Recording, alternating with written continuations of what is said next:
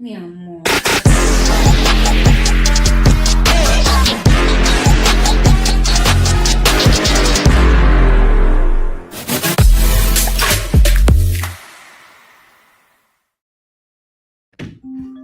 What the fuck is good, everybody? How we doing today? Today's been a fucking day and a half on a good way, very good ways. Couple craziness happened, but we're here, we're alive, we're well, and we're gonna get into wholesaling unfiltered today. So, Ross, my brother, I don't know if you saw that call coming in, but what's good? How you doing? How you feeling? It's been Where it's we been at? that kind of day, man. I've had calls literally. It's just one of those days. The cell phone is charging for the second time today. So Fuck yeah. when the phones are not ringing, You get fucking worried. yeah, people. Actually, I think that's a great thing to start with. Why don't we let's do a check in with Joey because today's more like nonstop. So I haven't had time to really sit down and think yet. But how has your day been going? And I got a great idea of what to jump in on. Let's do it. Today's been going great, honestly. Phenomenal. So we always say every single day, every setback is a set up for a greater comeback, right? And that was today. I mean, literally had Twilio texting got shut down. That was one thing that happened today. We had what else happened? LOC was not in good standing, which was my fault, but I thought it was. And never had that happen. Whoops. What else happened today? Got a lot of buyers interested in our fucking deals. So it's like got another sponsor for the event. It's like when you can sit here on a daily basis, and I always talk about this and look at, oh, poor me, life sucks, fuck this, fuck that. Or you can be like, okay, texting got shut down, but we still have calling. Like we could still call. So we're good. Like it could be way worse. We could have no calling from fucking Colombia and be absolutely fucked, but we're not. We're great. Right. We're good. Right. So it's all about where your guys' mindset is and your head is at. And there's going to be some days where everything goes to shit all at once. And there's going to be days where everything happens amazingly all at once.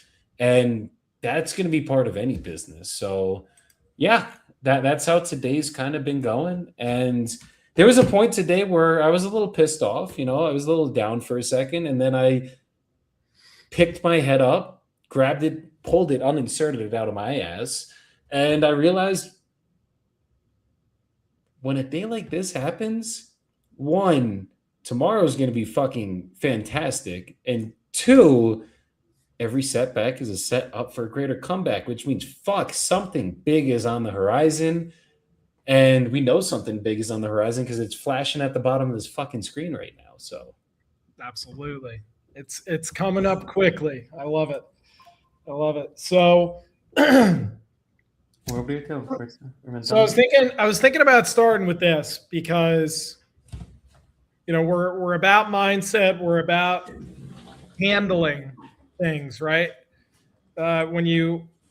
When you decide to be crazy enough to run your own business, which I think you need to be at least 50% crazy, things are going to happen, right? We're going to have it's a constant. It's called the entrepreneurial roller coaster. And like today, for instance, my phone was literally like since a little after 7. It's just been nonstop. It's been problems, letting go of people, anything you could think of.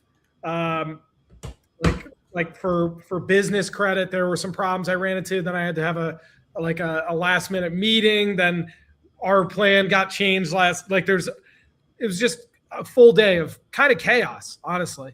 But looking back at it, you kind of see how much you can handle and how much you will be able to handle.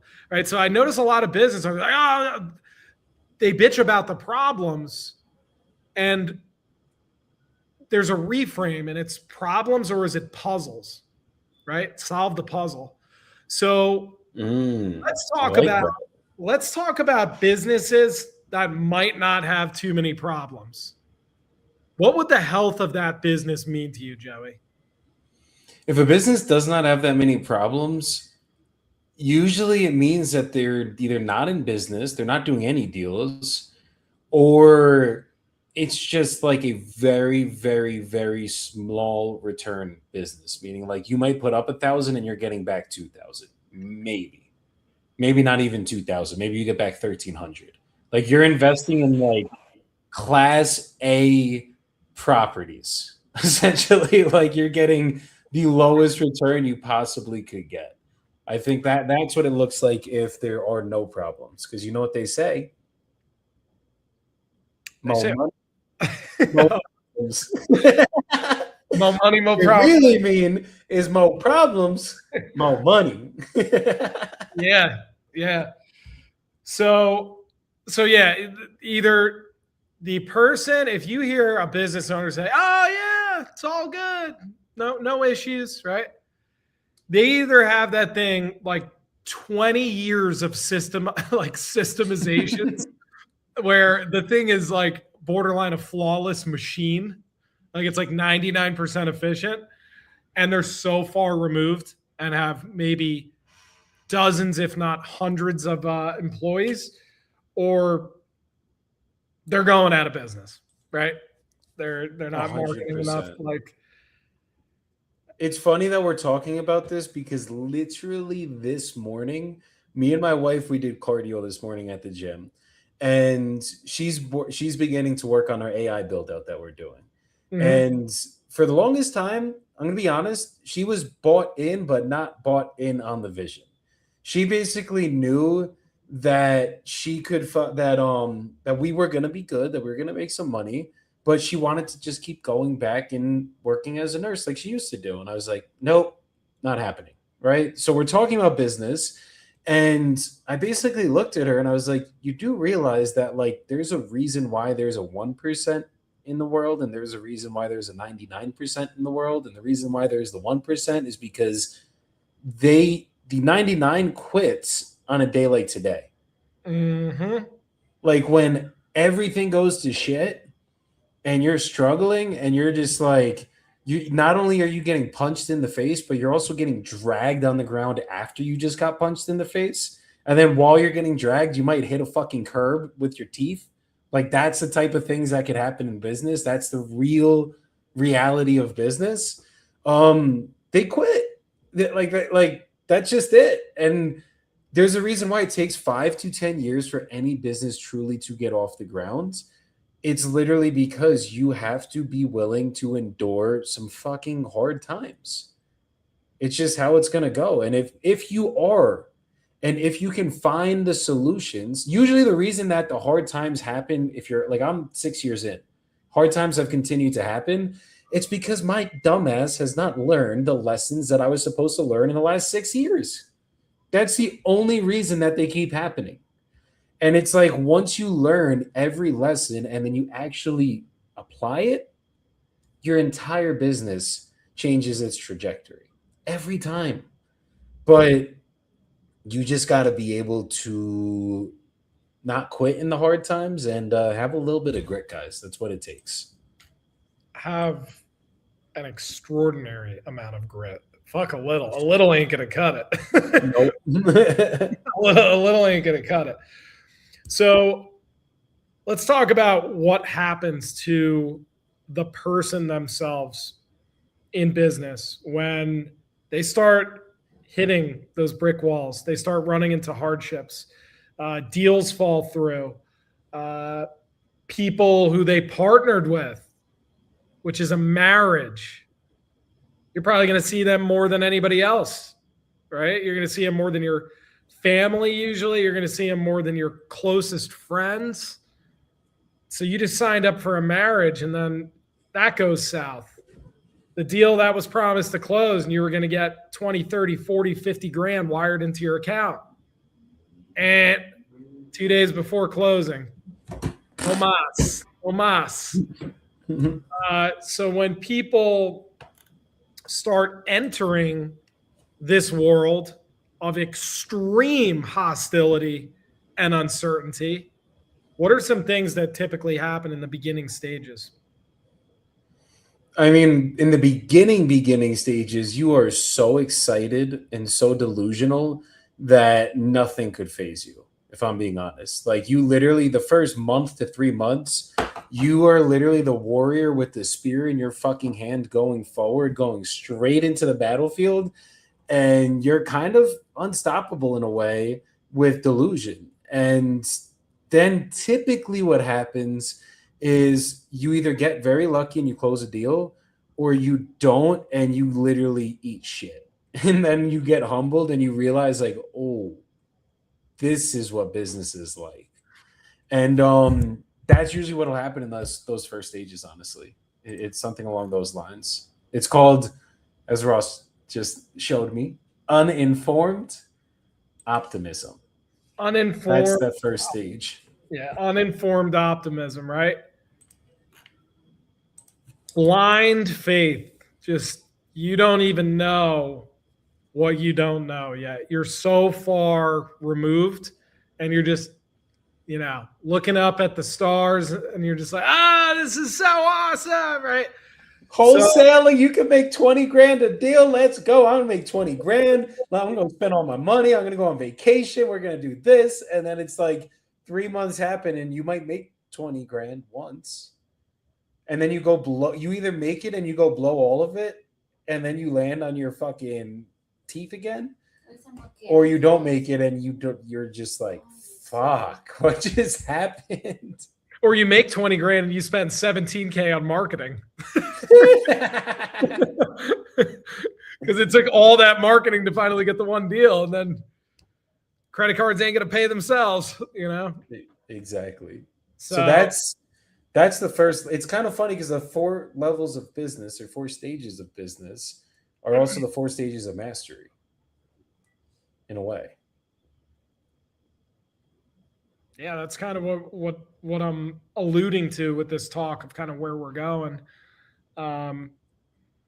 What starts happening to your character after maybe your first 500 to 1,000 sales calls?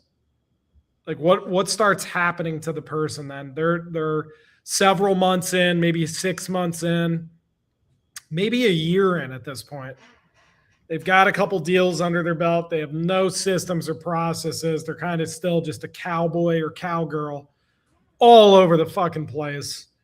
What starts to happen to the person? You get consciously incompetent. So what that means, my wife literally just crawled under the desk to get out so she didn't show up in the video. Where are we putting the wife to work? She's been right here all day. Yeah. But I didn't know if you had like one of those secret rooms and like the fucking like a clown house and like a cage or some shit for her. That's where she's doing all the AI building, guys. Got my Colombian VA right here. Yeah. But no, so the second stage, what happens is now you know that you're not good. Like, you really will get humbled. There's 2 things that happen, actually. You either know that you're not good, or you do close a deal and you think you're God and you stop listening to everybody, which then actually keeps you in that first uninformed optimism stage until you get to the next stage, which is unconsciously competent, which means, or consciously incompetent, sorry. Which means you now know how fucking bad you are. You're like, oh, I just made 10 offers a day for the last 2 months and I didn't get a single fucking contract. And then you start blaming the systems, you start blaming the leads, you start blaming everybody, sometimes but yourself, or you start to finally see that you need to make some changes. What's another thing people typically do with marketing and shiny object syndrome and going massively wide? You either go nationwide or you start changing up marketing every time. Like you're in month 3, and in your first month, you literally got a deal from the first marketing channel, and then you don't close a deal after that or get good deals from it, and then like month 4, you're like, oh, it has to be the leads. Let me go change the leads. And it's like, you just made $20,000 from $1,000 marketing spend, and you're changing the leads. That's crazy. But it always happens. You either change the lead, you change the coach, you change the process, you change something big. Or you see a fucking video on multifamily real estate. And you close your first deal was a single family deal. And then you literally are like, oh, I'm gonna go find a 20 unit property. I'm gonna go on Facebook this time, and I'm gonna get a 20 unit or 30 unit or 50 unit or 100 unit, because I can make $1 million in one deal, and I'm gonna go do that. And then you spend the next 3 months. Go huge. It's more exciting. Change it up. I'm already bored, right? Exactly. I remember at one time I was doing SMS blasting, cold calling, direct mail. God, there might have been like two. Driving for dollars. I was doing that. Ringless voicemail. I think there was one other marketing channel. I was doing 5 or 6 at once. And I can't even imagine how much money, like looking back on it, I blew, because I would just start them all up and then like run out of money, because I couldn't keep them going. That's insane to run 5 or 6 marketing channels, plus the time it takes to actually physically drive for dollars, right?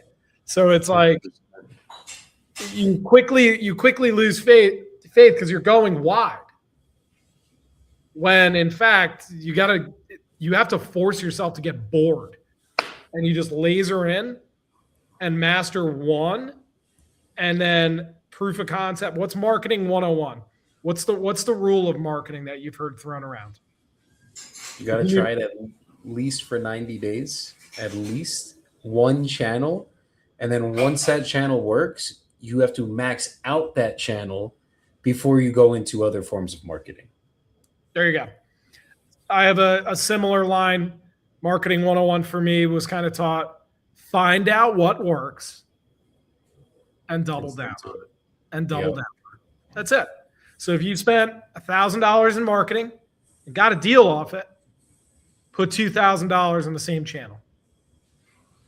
Whatever works, double down on it. Not, I'm gonna have 2 or 3 other channels and only put $500 into each one, or $650 or $750 into each one.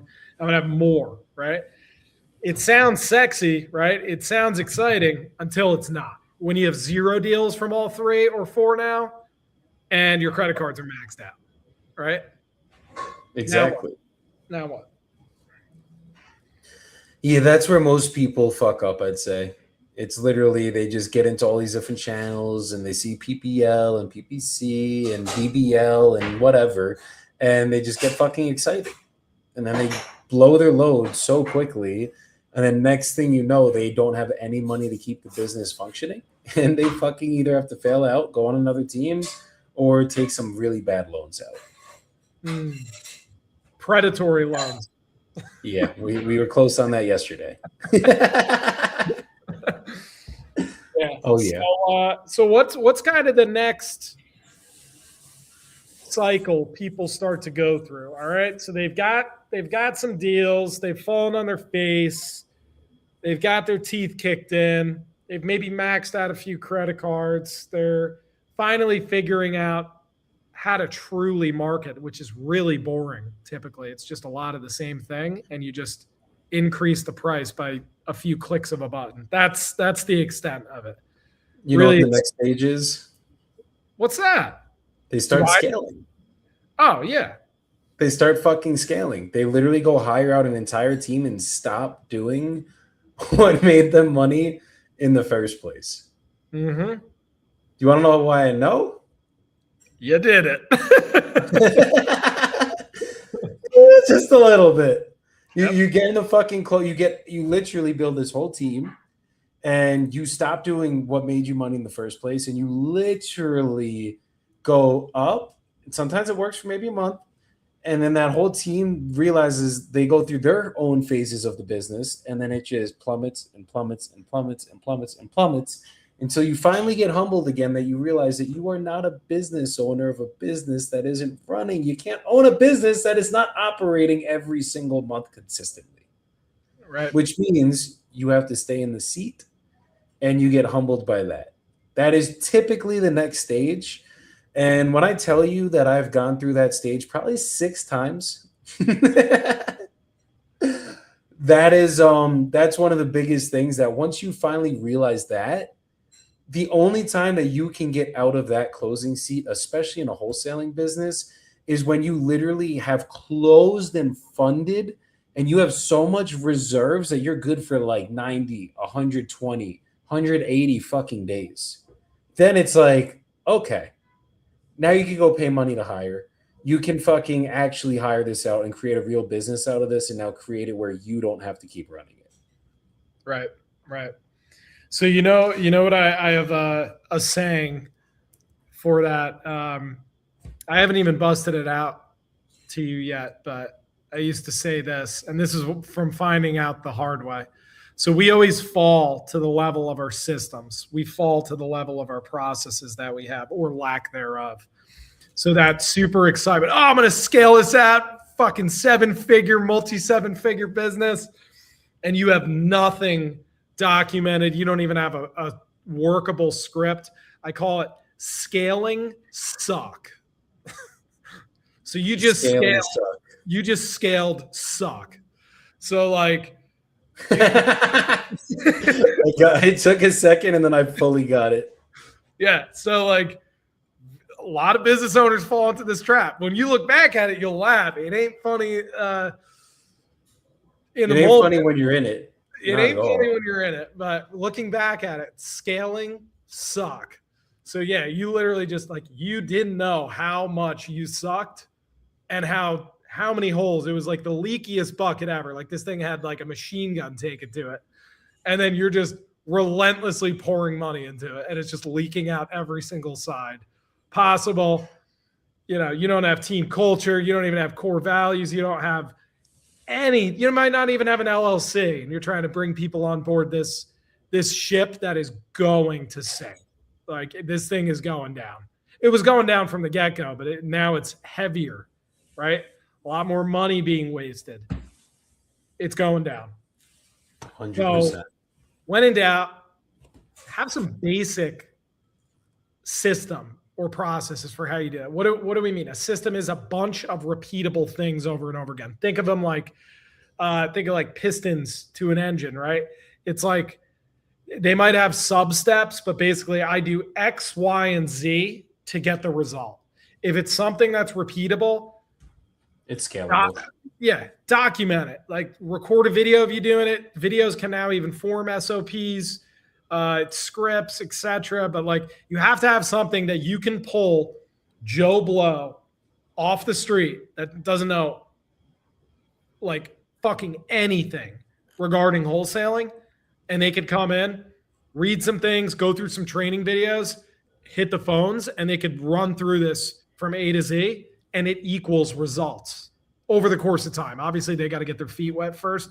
But if they follow this and get all their reps in, those hundreds or thousands of reps, it will equal success.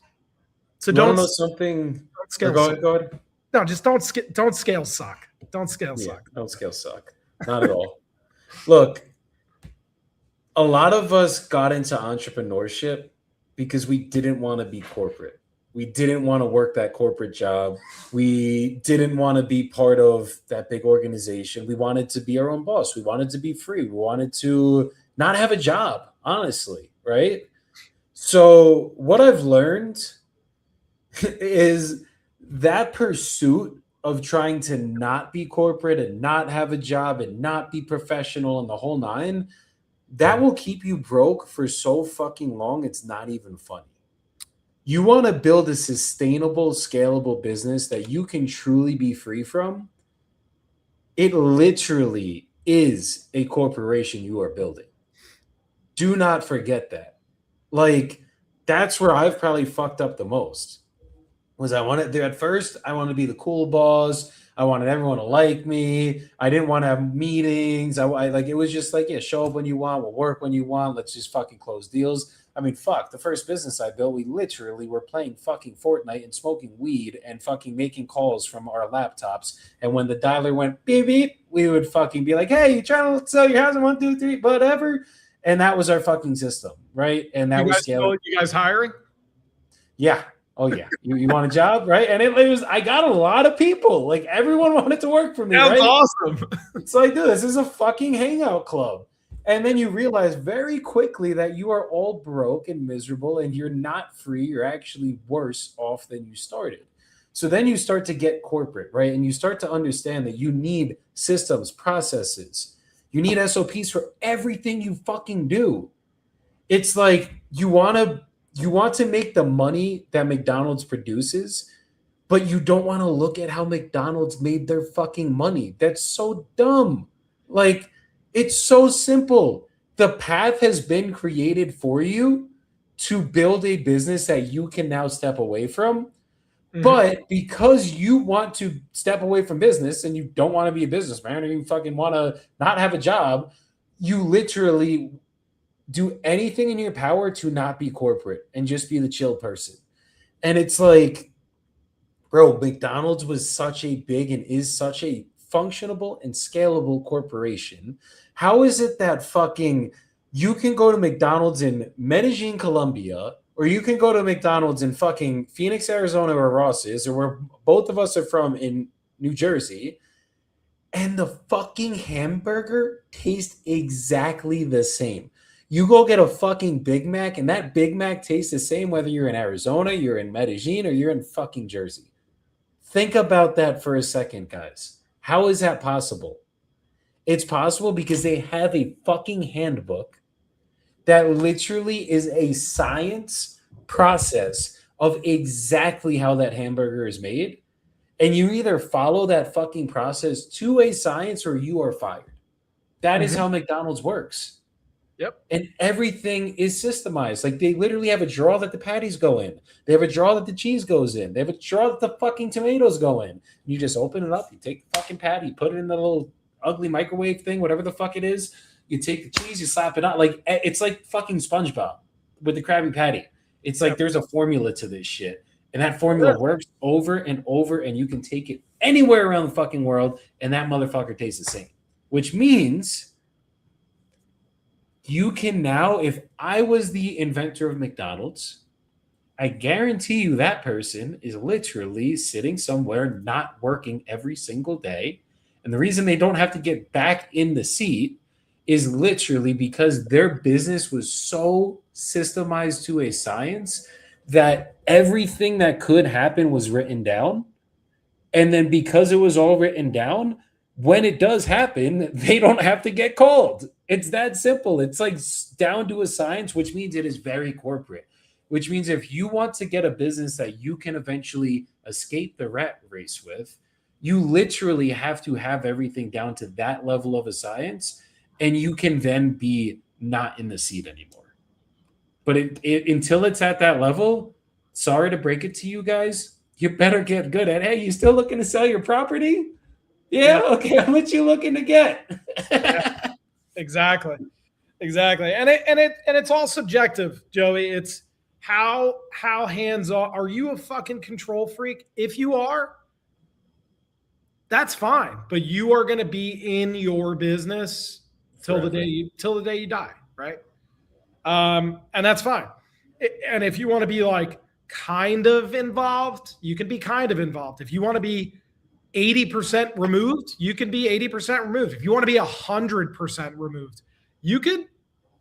It might take some time, right? And a lot of money, a lot of great people, and a lot of AI. But could you 100% remove yourself? Probably pretty damn close. Probably like 99. I think it's possible if you do it right. So it's just pick your lifestyle you want to have, go down that path. But I can tell you, a lot of people, especially the smart ones, they're like, how quickly can I remove myself? And the number one thing that I truly think that helps people kind of get their head out of their ass is just know that you're replaceable. Like, there's probably someone that can do the same thing you're doing that's probably 10x better right now. You just don't know. Everyone. Yeah, you just don't Like know. you as a CEO are replaceable. Everyone in your company is replaceable. There's a reason that corporations fire very quickly. You know what I mean? There's a reason that their hiring process is so stringent. And you also have to understand in business, like, okay, if someone on your team is fucking killing it, but you're not giving them enough value for them to need to stay, you are then replaceable as well. But once you understand the replaceability concept, it makes you sit at the edge of your seat and you actually fucking work your ass off every day. And then you also make sure that you can now replace yourself. But you have to have enough money and the right systems to be able to fully replace yourself. That's what needs to get understood. And I think where I fucked up the most in business was I fully replaced myself when the people I replaced myself with were not replacing the input that I was putting in myself. Once that input, if I can lock up 5 deals a week, once that input is replaced, I have now been replaced. But that better be on repeat. If it's not on repeat, guess what? You better be willing and able to get back in that seat. Yep. And the longer that you fight where it's not working and you are not getting back in the seat, the less money you're going to make and the farther from you really scaling and getting out of it you're going to be. Because all it takes is a couple of really big months to have enough money to afford the people you need in your team. And then a couple more months of really good training to build them up to be able to get in the seat and be able to close like you can. But it takes the right people, takes the right systems, processes, AI, and people like me and Russ. Yeah. I agree. A simple question that's going to save you a lot. And I wish I learned this question way before. And I still screw this up to this day because you're going through a training or you're actually just doing the thing. You got to ask yourself, is this repeatable? What I'm doing right now at this moment, is this repeatable? If this is a one-off thing, don't worry about it. If it's repeatable, record it. Record your screen, narrate it, narrate what you're doing. Get used to that. When you fall into the habit of screen recording and narrating what you're doing and why, you're building, like, why not do it? You're doing it anyway. Just record the shit, right? That will literally systemize your whole business faster than you can imagine. Just answering that one question. Is this repeatable? And most shit is. It really is. Exactly. I'd say the hardest tasks are closing. That's one of the biggest skills that needs to get taught. But once it is taught, it's like a faucet. You turn it on, it doesn't stop fucking running. You know what I mean? But that is closing is an art where there are a lot of other skills in the business that are extremely repeatable. And first you build the business around yourself and then you replace yourself instead of trying to build, like, for me, where I fucked up the most too is I tried to replace myself first. Gotcha. And it's like I am the shirtless closer. Like, I love closing. I'm very good at closing, which means I don't need to replace that immediately. What needs to get replaced immediately is what I fucking hate, which is admin work, TC work, dealing with the title companies, dealing with the whole back end. I don't like it. So I replaced it. And when I did. You're not an Excel sheet guy? Nah, not at all. Excel sheet guy. Oh yeah, definitely. I'm definitely a pencil pusher, Excel sheet guy. Through and shirtless through. Exceller. That's exactly what it is, Ross. You fucking got me there. Yeah. Not me. It's so funny because I was a finance major in college and like I literally was gonna go down this whole path of Excel and fucking finance. And thank God pulled me in the direction that he did because I'd still be wearing a suit going to fucking meetings right now. Ooh. Yeah. That ain't fun. That ain't fun. It's always good that people kind of like understand the backstory. because they're like, why is this guy not wearing a shirt? It's like, it's basically like your massive middle finger to the corporate world. Like, it's like, yeah, you can make so much money from behind your laptop with a cell phone, with some Wi-Fi internationally. You can earn in dollars while you're spending in pesos down there in Colombia. And it's just like, yeah, beautiful, beautiful. And it's just like people, they just don't know what else is out there. They're so fixated on what used to be, right? They still think 10 years ago is today, or they still think 30 years ago is today. Now more than ever, laptop, Wi-Fi, cell phone, literally you could travel the world. You could build businesses, you could systemize them, you could hire the right teams, and you could have yourself, for the most part, removed while you have a money printer going on in the background, while you're not even spending as much as you would in the United States. You're spending less money, earning more, and you never have to go to an office or wear a shirt, right? Fuck shirts. I mean, dude, put it this way. Let me put something into perspective to you for a second. When my business gets back up to 100 grand a month, do you know what that is in pesos? No idea. 358 million pesos. So now let me say this for a second. You know what my rent is? What's that? 4,000,025. Okay. You know what my car payment is? About 2.7 million. So altogether, just rent, car. You know what my food bills are? Probably about $1 million a month. If I'm not going out eating lavish meals, which I mean we still do a little bit. But Yeah, restaurants are the best. They are. so let's call it all in. Let's call it 10 million pesos, which is about 10 million pesos is probably about $2,500 a month. So when we're doing 358 million pesos a month and we're only spending 10 of those, imagine the difference of that. Granted, to get to that 358 million, I'd probably have to spend about 20 million pesos a month, right? But okay, even if I had to spend 58 million pesos a month, we're netting, and then you take out the rent, I'm netting 290 million pesos every single month, or give or take maybe about 70 grand a month, right? That's netting. Like, that's just from living out here. That's the difference my lifestyle can change. And then if I want to up it and get a fucking badass house overlooking the view and everything, what, I'm paying 15 million pesos max, which is 3 grand a month.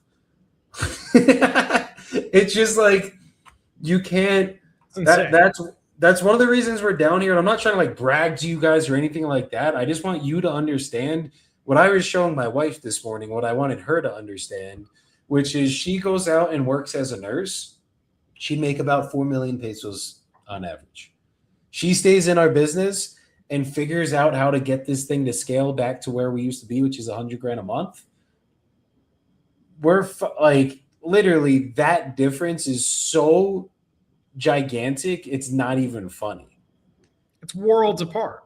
It's just worlds apart. And that's the difference from doing the right thing and going the right path and fucking getting your degree and getting the job and saving for your retirement, or betting on yourself, getting into business. And even though I'm the shirtless closer and like I'm fighting corporations and being corporate, you actually need to be the corporate one. So now I'm corporate for myself.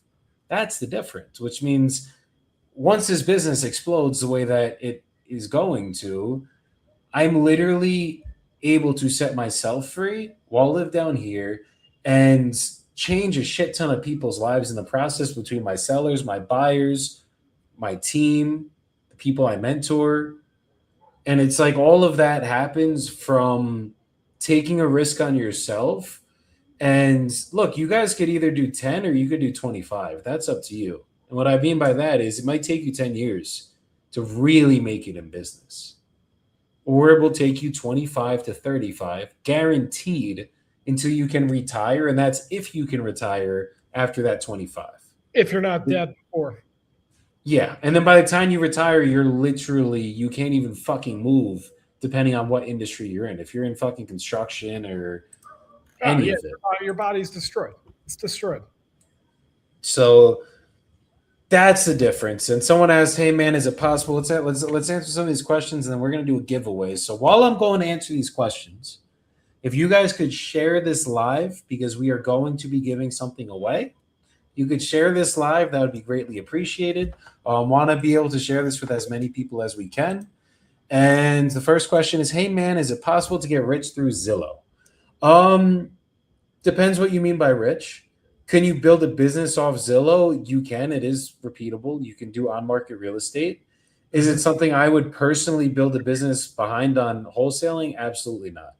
I would rather get direct to seller leads and save the pain and suffering of having to deal with realtors on a daily basis. That's just me. I used to be the on market guy. I used to do straight on market real estate. It works. I close deals. You can make money.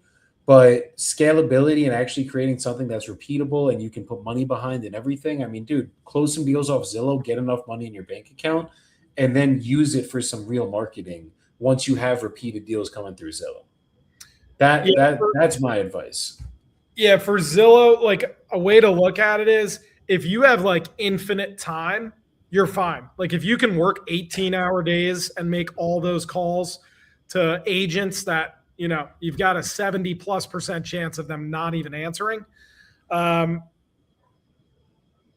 go for it. But just know the on-market deals, if you're going to wholesale on-market deals, spreads are going to be thin. So it's going to be tinier spreads, maybe 3K, maybe 5K, maybe if you're lucky, a 10K swing. And it's going to take like 10X the effort and time. So if you're willing to put in the sweat equity and you have a lot of time, go for it. Like you're going to make money. But the best part that you're going to like, basically the best skill you're going to get from that is talking to people. So your sales skills will go up naturally and your grit, just like the actual work, like putting in ruthless work. So there are a lot of plus sides to going the Zillow route as well. But depends how tough of a person you are. You got to be borderline bulletproof to do that. Yes, 100%. 100%. Next question is, do you guys think that wholesaling is still relevant today and is it sustainable for the future? Ross, you want to handle that? Is it sustainable for today? Yeah. Is it sustainable for the future or is it still relevant today? Sorry, sustainable for the future? We don't know what's going to happen in a month, right? There's always going to be a way to purchase properties at a discount and then sell them. Will in the future, you might have to partner up with money people and do more double closings depending on the regulations for the state. Yes, of course. But you could simply just lock it up, whatever, just say you lock it up at 70K. You would get funding, go to the title company, close on it under your LLC, and then you might pay, I don't know, a few percent, 2%, 3% on the money that they lent for you, and then you just resell it to the end buyer for, let's say, 100K or 105K. So yeah, there will be the closing cost that you'll need to pay that'll come out of that, and the cost of actually renting the money out. So you're going to want to just ensure you're locking it up a little like deeper to have all those costs incorporated. Like if you were going to put it under contract for 70 and sell it for 100, you might want to put it under contract for like 65 or 62.5 because you have all those costs that you have to have some more buffer room for. So there's always going to be a way to buy low and sell high.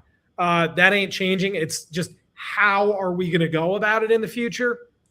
That's unknown. We don't even know what's going to occur in 10 minutes from now, right? Let alone the 3 to 5 years. 100%. 100%. Yeah. So for me, you make as much money as you can right now so that when these times come, you have access to capital. And there's always going to be a way to wholesale real estate. Wholesaling is not going anywhere. I'm one of those people that whether I live in delusion or not, you can close deals anywhere as long as you have the right team, you have the right systems, people, lawyers if you need them, and you guys can get all of your deals to the finish line. Yeah. So we're going to be doing a giveaway. I want to try to get as many people in here as possible. So we're going to give it a minute. I'm going to put a little timer down. Ross, if you want to share it across your stuff, I'm going to share it across mine again. And we'll be giving it away in a minute. So without further ado, where's this countdown? Let's get it pop.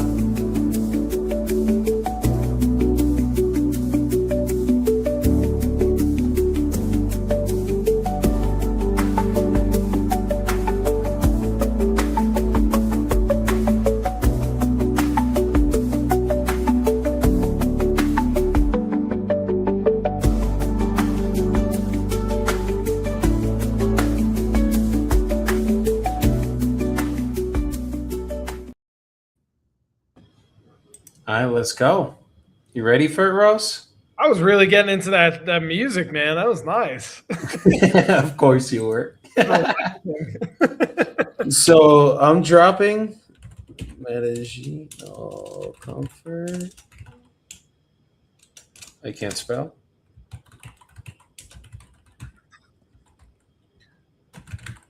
I'm dropping the link to our event. We are throwing an event here in Medellin, Colombia, May 15th to May 17th. And we are going to be giving a gigantic discount to everybody that is on this live right now that is watching. It will be here in Medellin, Colombia. It is not virtual. So what we're going to do, I'm going to leave this up until tomorrow morning. You guys have until tomorrow morning to use this discount code. You're going to get 40% off your ticket. 40% off. What? Yes. 40. So that's, yeah. I told Ross yesterday we're getting a little crazy. And nice. I want to make sure we can hook some people up so that you guys can get out here and we can actually get you the fuck out of your comfort zone and have the change that we've been able to give to so many people that have came out here, and just make sure that you guys can really grow your businesses, really get yourself to where you need to be. So the code is, wait for it. Gotta go find it now, guys. Drop it in our private chat too. Joe, it'd be great. I'm going to drop it on mine. I'm going to drop it right here. So it is No Comfort. Hold on. We'll put it from me. It's Jordan 8 here right now. No Comfort Medellin. Giving out a 40% discount. You have literally until, what time will we call it tomorrow morning, Ross? Let's give everyone a good time.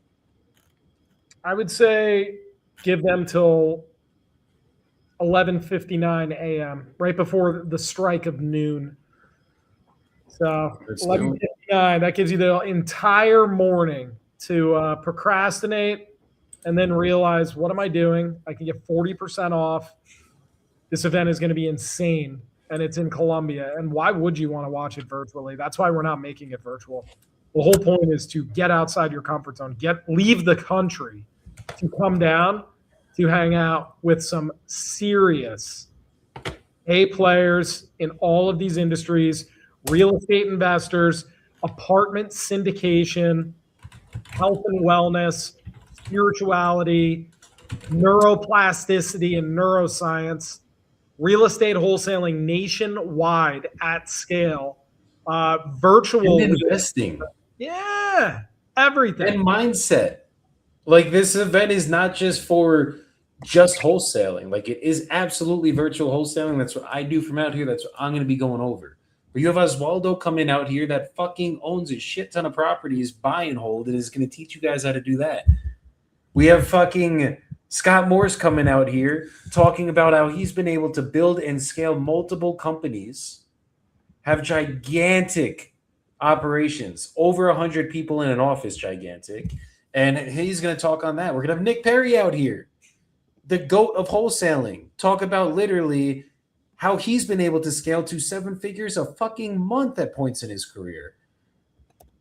We're going to have Michael Smoke coming out here, Higher Up Wellness, talking about communications, Armin Shaffi talking about peace, like Abdullah Ghaffar talking about all of his businesses that he scaled. You're going to have me and Ross in the same fucking room so you can finally meet us. There's going to be on Alejandra Perry is going to be coming here, literally going over, as Ross was saying, neuroplasticity, going over the brain, how to train your brain to be successful. That's literally what she's going to be going over in the lightest level of terms for you guys. Literally, everybody that's going to be coming to this event are people that will change the trajectory of your career if you listen and you show up with an open mind. This is not for you if you're a doubter, if you're someone that's like, I don't know if this works. Don't get the tickets. I don't want you guys coming. I want the people here that are open minded and willing and ready to make the change so we can actually have a room full of people that are going to make the change. So that's who needs to be in this room. If you don't think that's you, don't sign up. But if you feel like you just have not hit your stride yet, or maybe you're having success, but you know you need something to take it to just that next level, this is the event that will do that for you guys. So website yet again, one last time before we get off of here, it's nocomfortmedellin2026.com. The code for 40% off. 40% off. I'm going to put it in the chat too. Live 26. Live 26. All one word, right? LIVE 26. Live 26. You got that up until 11:59 a.m. tomorrow. And 40% is freaking huge. So not many people give these kind of discounts at these events because it costs a lot of money to throw this. We are not doing this for the money. We're doing this to give you the best damn experience possible. We are likely going to barely break even on this, but we know it's going to be one of the most epic events in real estate investing history, and it's going to be in Latin America. So that's awesome. That's really never been done to this level. And I think everybody that comes down, truly from the bottom of my heart, I think it will change your life forever. Like that's how much I believe in this. 100%. 100%. And we're getting close. So lock in those tickets. If you have questions about Medellin, hit me up. If you need to know where to stay, hit me up. Flights, anything, hit me up. I'm here for you guys. Ross, thanks for coming up here today. Everybody else, lock in, get those tickets. I will see you guys here. Keep crushing your goals, crushing your dreams. And remember, we're doing a live webinar for free, me and Ross on Zoom tomorrow. So make sure you guys tune in for that. DM me for the link, DM Ross for the link. We will send it to you guys, and I will see y'all tomorrow. Peace the fuck out, everybody. Peace.